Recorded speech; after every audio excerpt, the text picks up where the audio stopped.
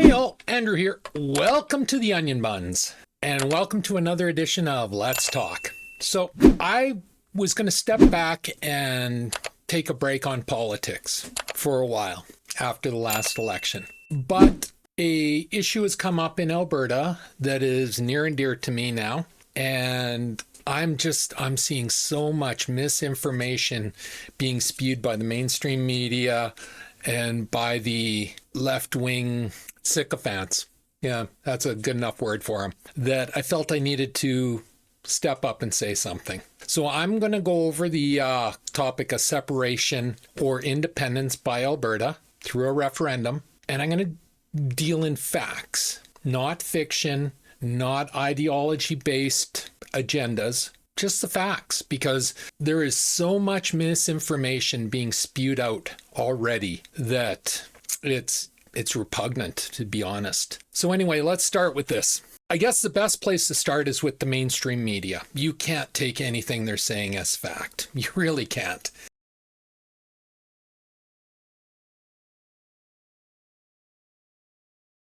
I mean, if this past election didn't prove that to you, we're seeing it in play again. Every day I hear local radio here in Edmonton trying to sell that there is a 20 to 25% in favor of separation. That's a flat out lie.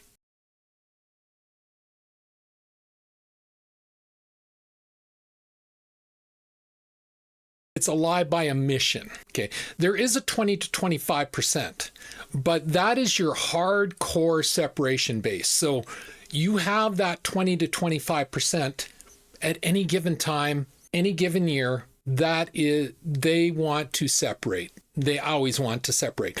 Times could be good, times can be bad, they want to separate, okay? But that is not the real figure in Alberta right now. And with the mainstream media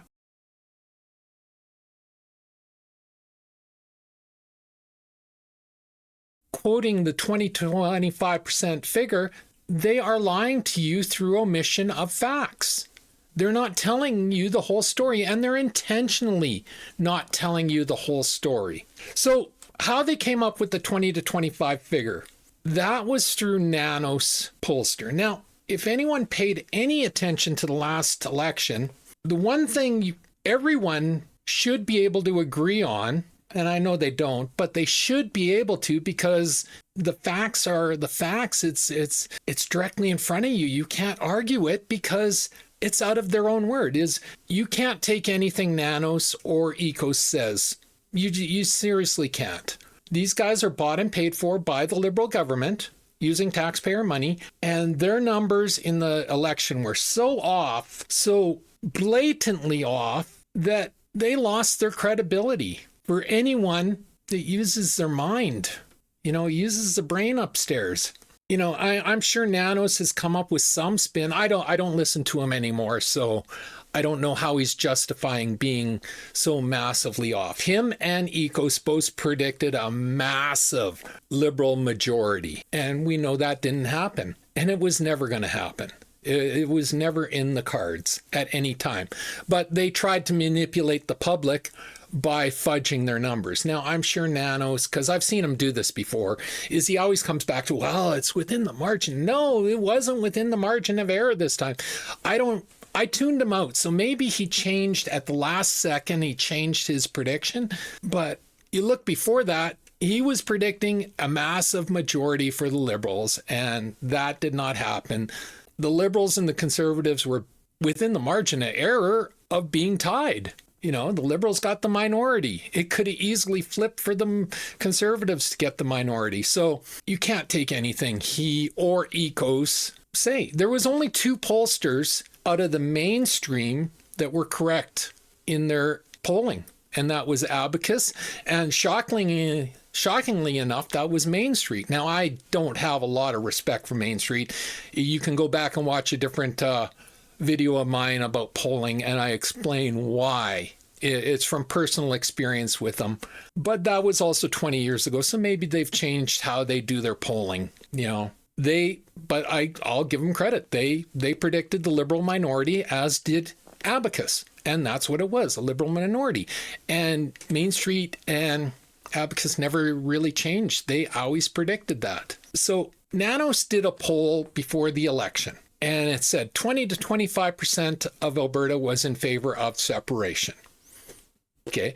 And that's how these Main Street people, they're ignoring what's happened from the election, and they keep going back to that poll. But Nanos did the poll sneakily, funkily. They didn't ask you if you were in favor of separatism.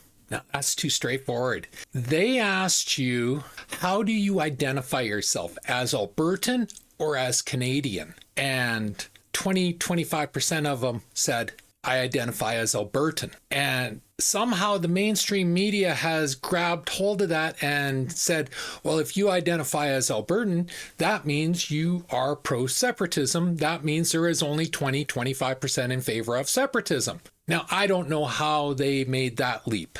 I really don't. Whereas the Abacus poll, they flat out asked you, are you in favor of separatism or do you want to stay in Canada?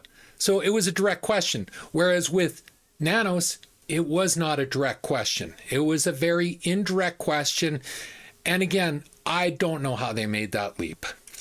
Now, Abacus did a poll, and Abacus has a hell of a lot more credibility than Nanos, in my opinion. Did a poll before the election, and they had it at 30%. So I'm going to go with the Abacus number. Abacus had Saskatchewan and Alberta at 30% prior to the election.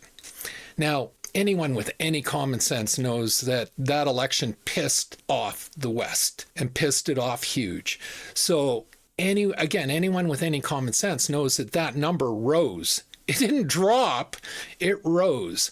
My personal opinion, and this is only opinion on this one, because there's no numbers for me to quote. If there was numbers for me to quote, I would give you the numbers, but there's no numbers. And I think that's intentional, that the pollsters are not polling so that the media can keep quoting that 2025 false number. I'm sure if they polled it, they would find that it's probably between 45% and 60% right now.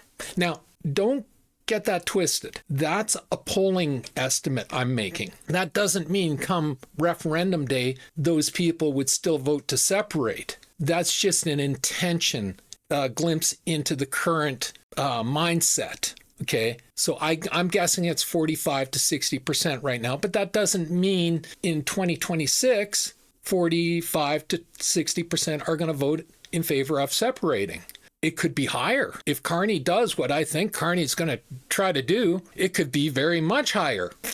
Or if Carney does what some red conservatives I've heard speaking, like Ben Mulroney, they've been trying to sell the idea that Carney's going to try to play nice for a year and not push his net zero and not push his alt-left globalism agenda and try to lull voters into sleep, basically. So if he did that, you could probably see that number drop. I definitely could see that happen. So right now I'm saying it's probably a 45 to 60% in favor of separation through intention. And again, don't mix up intention with reality. So anyway, the media they are pushing that 20 to 25%, and they are saying that's all there is. And that's just false. That's just flat out false. That's a flat out lie. They know it, but they're paid to push it by the Liberals. So what are you going to do? All right. So we've covered that. So thank God for Danielle Smith. Seriously.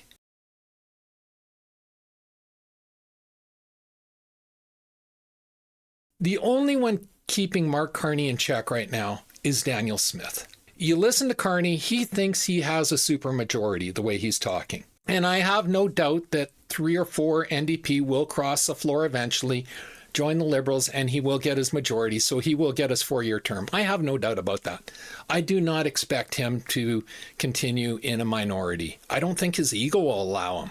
He's far too arrogant for that. So thank God for Danielle Smith. She's the only person holding him to account and causing him not to go instantly rampant on the destruction of Canada. So you're seeing a lot of people in the media and Liberals like Doug Ford trying to say that she is dividing Canada. Now, Premier Smith has been very clear that she's not in favor of separatism. That is not her goal. What I think her goal is I think she's using separatism to try to get a deal like Quebec got when they used separatism to get way more power than they ever should have been given.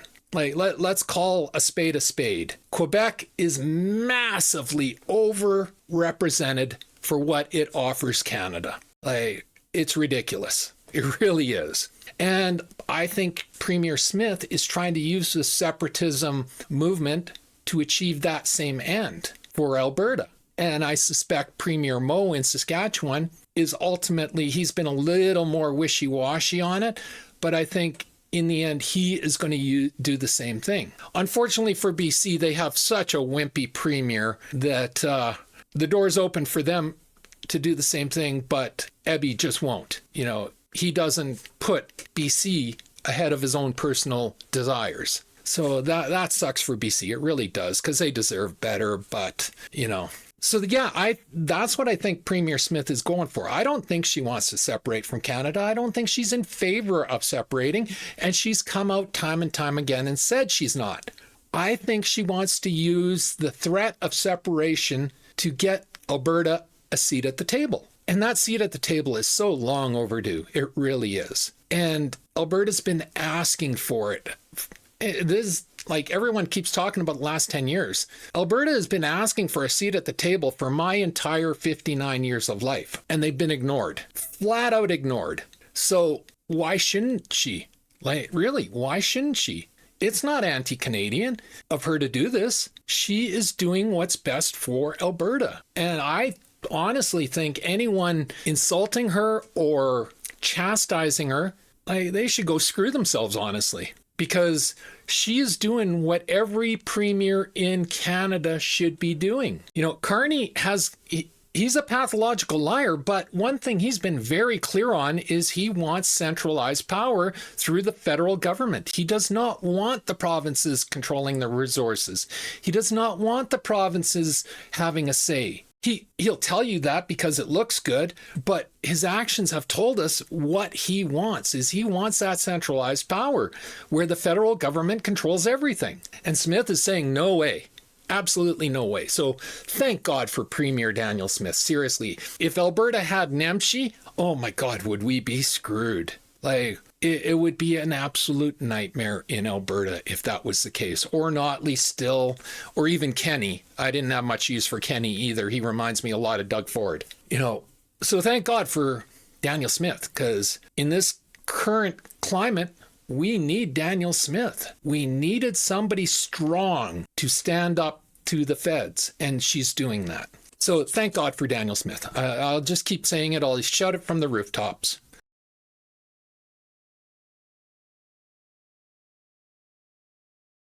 And the NDP, they're trying to use her using the separatism movement to try to get these gains as a political ploy to fearmonger about healthcare. Now, as I've told people, I'm on disability. I use healthcare more than your average person, a lot more. I am dependent on it. Without Canada's universal healthcare, I'd be dead. Make no mistake about it. I would be dead. And so I'm a huge proponent of healthcare and everything like that. And I think it's absolutely disgusting what Nemchi and Hoffman and all the NDP here are trying to do with healthcare. They're politicalizing it to try to make political points rather than actually doing what's best for Alberta.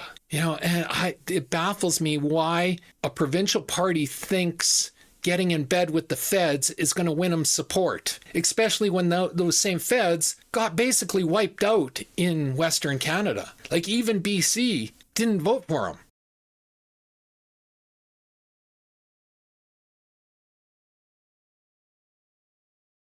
So I really don't understand the NDP, and I really wish they would just shut the hell up and get out of the way already, because all they do is cause problems. They're not looking out for Alberta. They're not looking out for people like me. You know, they say they are, but they're not. They never have. So anyway, back to the separation. I am sick to death of people coming onto my Facebook and just they're spewing their opinions, and it's absolute garbage. It's fiction, it's garbage, it's uneducated, and I am sick of it. Actually, what I've started doing is if you come on my Facebook, now I don't care what you post on your Facebook timeline. I really don't, because I don't look at it. Like those people, the left-wingers, I don't look at their timelines because it would just anger me, and it's their timelines. They get to post whatever the hell they want on their timelines and whatever. No, they come onto my timeline and they post absolute crap. So I've taken the stance where if you come in and you're abusive and obnoxious and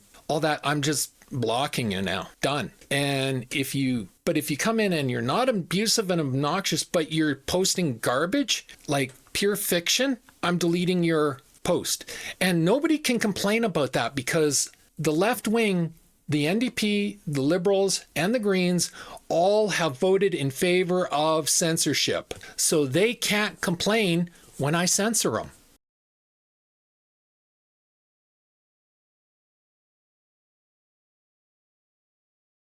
It's common sense, people. It's like your choices have consequences. So no complaining when I delete your response. Now, if you come onto my timeline and you actually talk in facts,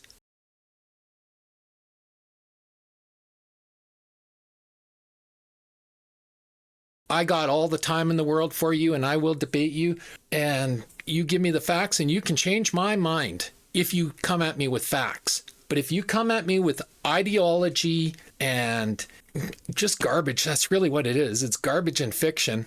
Yeah, I got no time for it. I got no interest in it. I'm done. I'm absolutely done with the left wing and that crap. I am a moderate voter, and I am just so sick and tired of the left wing right now. I really am. There's a cartoon out. You got a moderate, you got a left winger, and you got a right winger, and the left winger pushes the moderate, so the moderate falls into the right wing, and then the left winger goes, "Why are you siding with those guys?"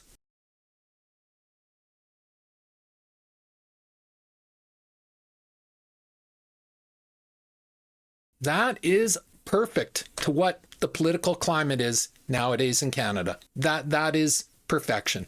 So anyway, I wanted to do some myth busting because, my God, is there a lot of misinformation out there right now. So first off, I got this one posted. One of the posts I deleted recently told me exactly this.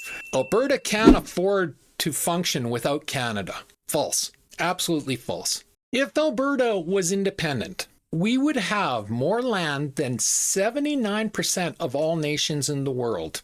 We would have a larger GDP than 80% of all nations in the world. We would have a population larger than 33% of all nations in the world. We would have more farmland than 91% of all nations in the world. We would have a higher GDP per capita than 97% of all nations in the world. We would be one of the most prosperous and free nations on earth. That's the absolute truth.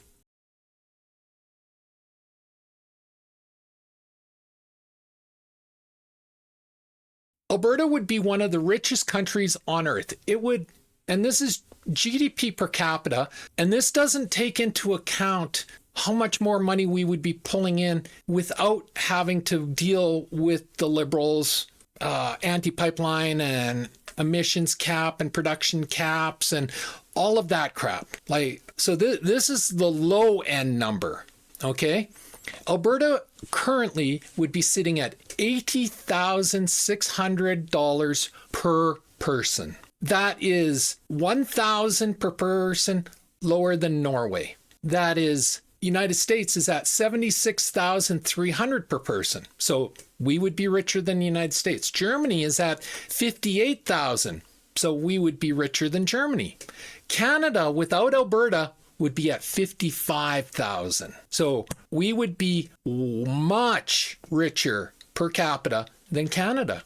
And again, that's not taking into account increased revenue from our oil, our gas, our LNG, our forestry, Alberta is a very rich province. So this idea that Alberta needs Canada is nonsense. Canada needs Alberta. Alberta pays the lion's share of the transfer payments or the revenue sharing, whatever it's called, equalization, that's the word, equalization payments that go to the eastern provinces. You know, they go to Manitoba, east. They don't go to the west. They haven't gone to the west in, I think it was 45 years now, 45, 50 years ago was the last time Alberta got money from Ottawa in an equalization form. So yeah, so that, you know, it's just pure fiction that Alberta could not function as an independent country.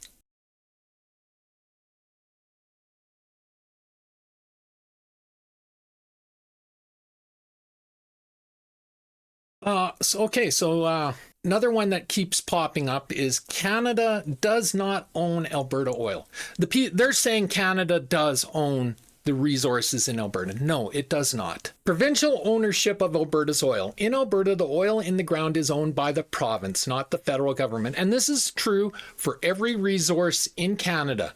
Resources are owned provincially. They are not owned by the feds. So no, Canada does not own the oil in the ground in Alberta.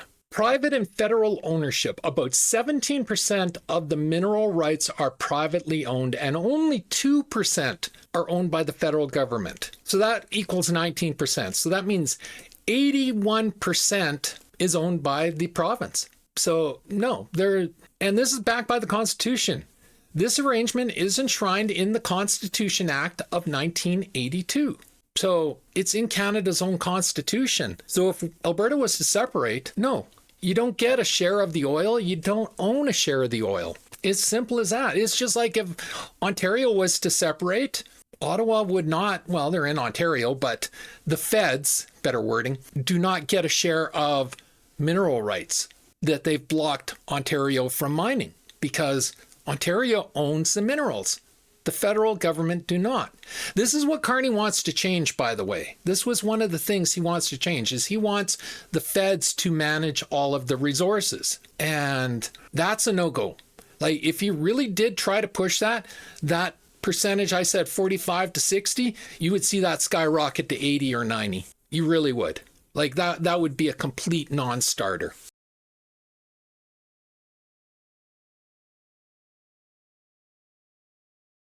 All right, so here's the big one going on. First Nations won't allow it. False. It's a myth that First Nations could veto Alberta separation. They can't, just like they couldn't veto Quebec separation when Quebec did its referendum. This was ruled on in the Supreme Court in 1998. A clear referendum vote in favor of separation creates a legally duty to negotiate. The goal is a negotiated outcome guided by principles like democracy, rule of law, and federalism. No single party, not Ottawa, not First Nations, not the courts, has unilateral veto. What the Clarity Act confirms in 2000, the federal government must engage in negotiations following a clear referendum result. And this is another one. I recently heard... who was it? It was on the radio, but it was I'm forgetting who it was. It was I believe it was a CTV twit out of Ottawa, and she was saying that you need a clear, massive majority. No, you need 50.1%. That's it. 50.1% in favor. You do not need 60%, 65%, 70%. You need 50.1 for a referendum to succeed. Federal government must engage in negotiations following a clear referendum result. Indigenous groups have a voice at the table. So they have a say, but they don't have a veto.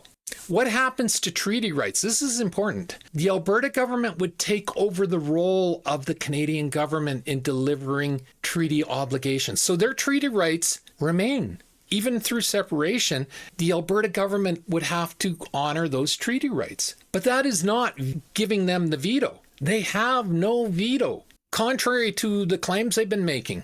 Treaty obligations remain in place during the negotiation process. The Alberta government would assume the role of the Canadian government in fulfilling these obligations. They could potentially offer better terms satisfying. And this is a thing that, I recently heard, the Chiefs are against it because it's no secret that Chiefs have been bought off by governments. And that's not just Liberal governments, conservative governments bought off the Chiefs too. The corruption in the First Nations is widespread and it's well known. And the Chiefs all somehow magically become billionaires. Well, millionaires. But the people don't have drinking water. Somehow nothing ever gets done for the people. So if Alberta was to separate, one of the first things Smith or whoever could do is get them clean drinking water. My God, what a mind-numbing concept. Actually fulfilling the treaties rather than just talking about them. This whole idea that the Indigenous get to block, veto, or we're on treaty land or whatever. No, it's all BS. The only land that the natives own or the feds own, are the, I don't know what they're called now, but they were called reserves in my day. I don't know what they're called now. That's it. It's and based on the Constitution, those lands would come with Alberta, but Alberta would be legally required to honor the treaties, just as Quebec would have been legally required to honor the treaties in Quebec. The media loves to spin this one, but the Constitution and the Supreme Court have ruled very clearly on this.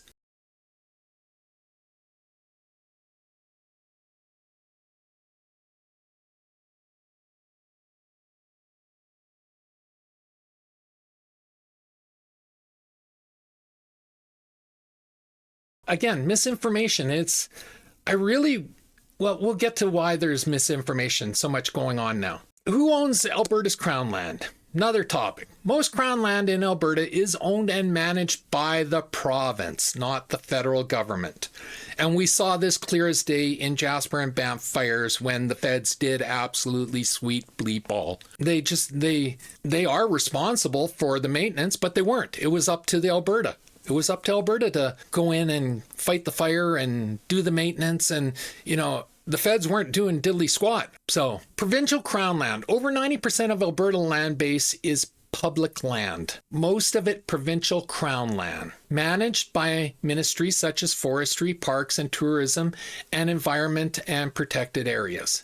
Examples: grazing leases, forestry management areas, recreation lands, oil, gas, minerals, exploration areas. These are all provincial owned. National parks are excluded. What the feds control? The federal government controls very little land in Alberta. The federal government controls very little land in Alberta. It's so important. They control very little land. And if this ever went to court, you damn skippy that fire that was in Jasper and Banff last year would come up because the feds ignored warnings on their requirement to keep it safe, keep it maintained. They didn't do that.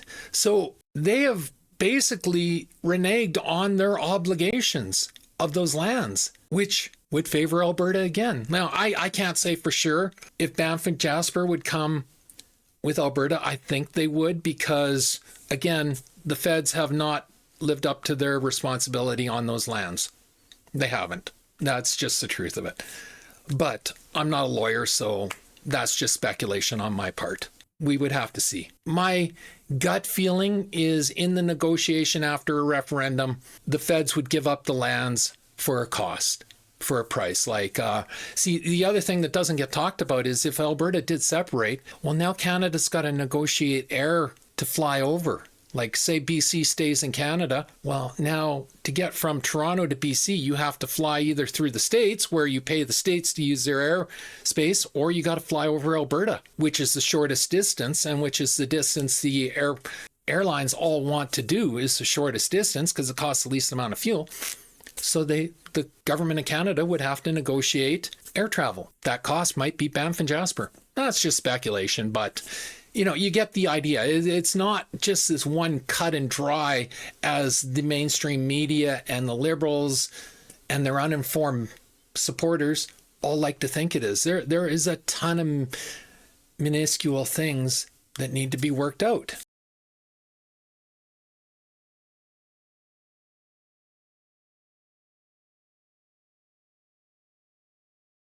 Now we get to the big one. I've been hearing this one for so frickin' long, it makes me nauseous.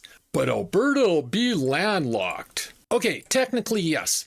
Alberta would be landlocked. We are not on the ocean, where we don't have ports. But we also wouldn't be a part of Canada, therefore international law would take over. And it's actually illegal to block access to ports for resources from landlocked countries in international law. Canada gets away with it because we're part of Canada, so it's provincial, it's within our own country. But if Canada was its own country, or Saskatchewan for that matter, well, Canada cannot block their resources. It is actually illegal by international law.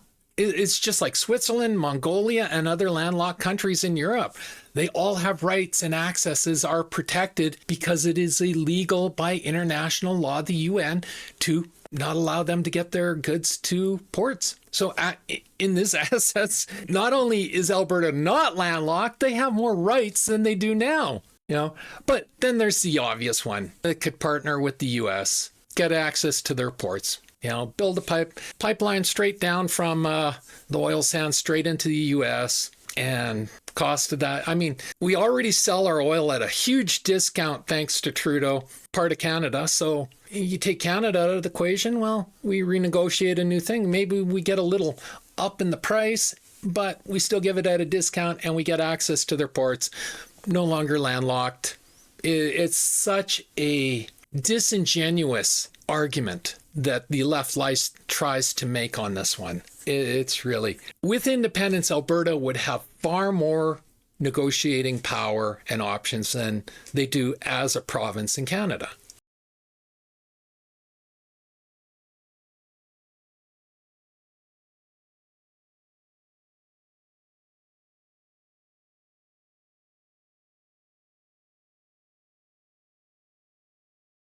So those are some of the myths I wanted to expose, or I guess fact check, because like I said, the misinformation from the media, from pollsters, from left wingers, it's become repugnant.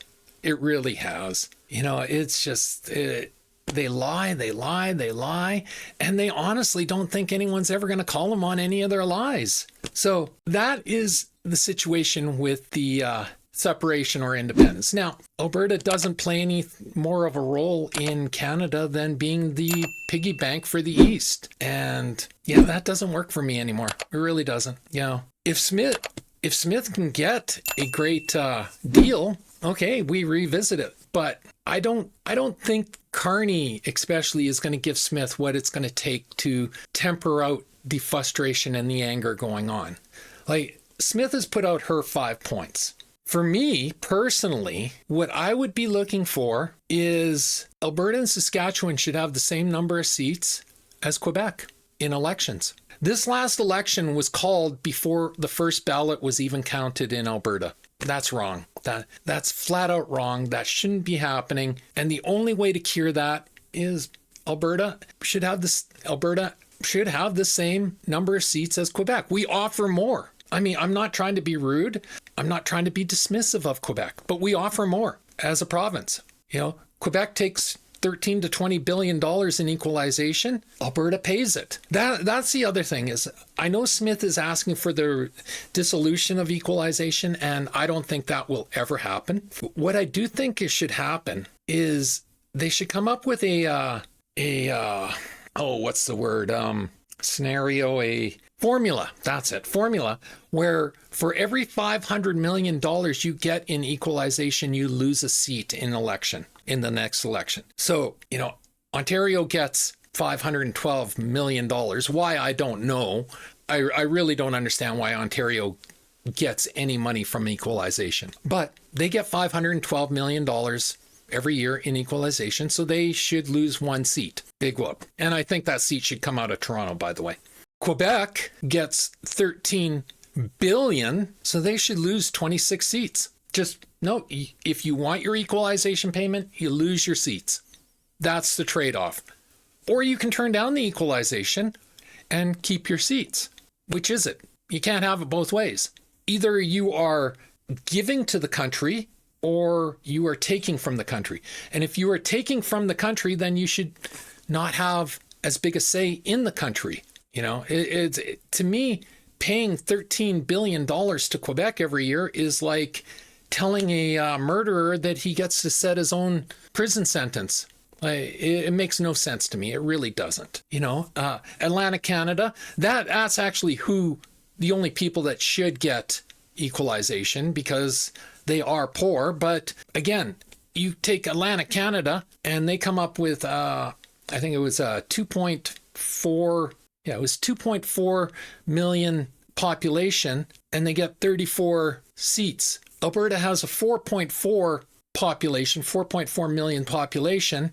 Alberta pays all that equalization and Alberta only has 37 seats. How is that fair? It's like, I'm not saying Atlantic Canada shouldn't get their seat or shouldn't get their equalization, but why should they have as big a say as Alberta? It makes no sense. It really doesn't.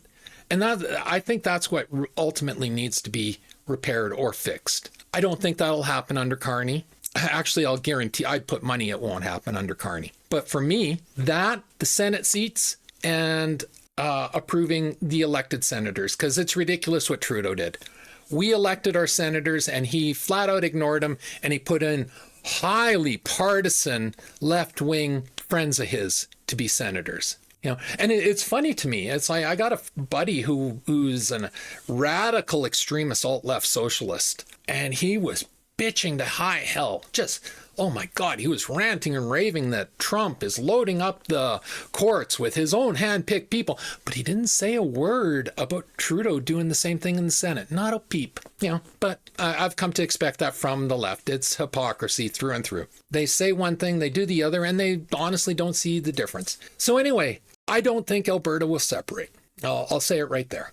It will take Carney being, well, exactly what I think Carney is, exactly what the facts tell us Carney is. But I also think enough people will tell Carney that he can't do that. So in the end, I don't think Alberta will separate, but I think Smith is on the right route, using it to get more power for Alberta because the status quo doesn't work. And I think Mo would be smart to do the same thing in Saskatchewan. And honestly, if Eby had any brain cells at all, and I don't think he does, he would do the same thing for BC. In my vision of Canada, BC, because of their population, should have just as many seats as Ontario does. And Alberta should have just as many seats as Quebec does.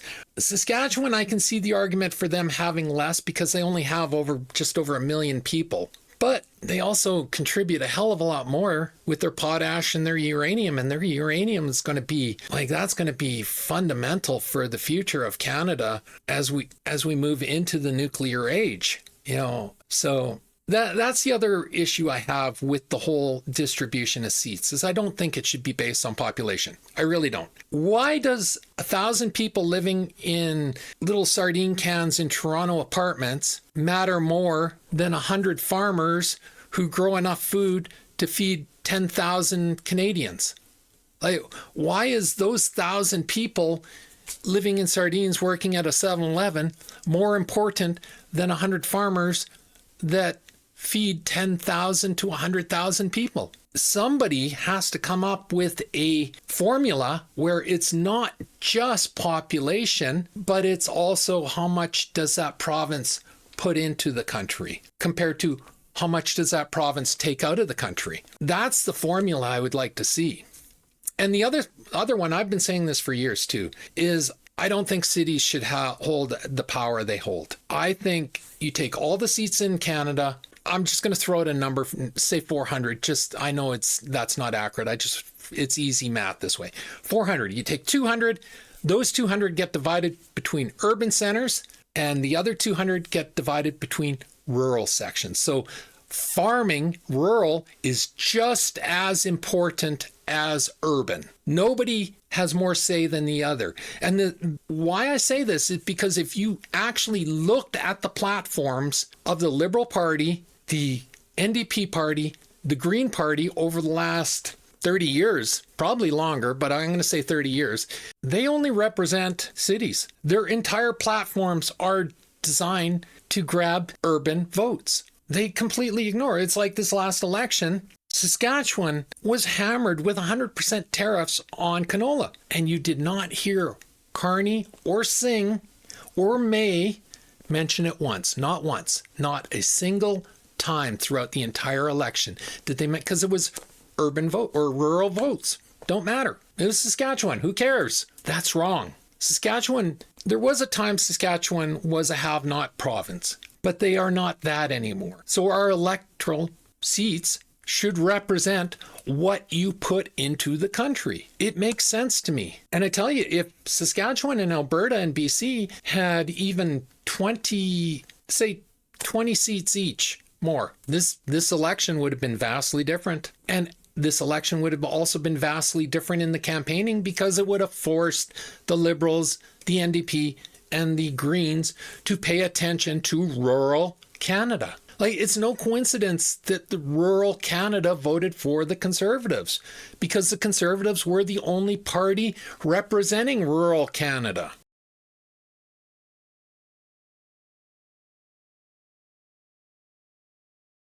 That's wrong, in my opinion. You should have to be representing all of Canada, rural and urban, not just urban because it has the biggest population and the most seats. That is the problem. Anyway, so that's my video for today. I wasn't planning on making this topic, but it's become such a hotbed that I felt I had to. So I hope you enjoyed the video. I hope you learned something. I really do. If you enjoyed the video, leave a like and subscribe.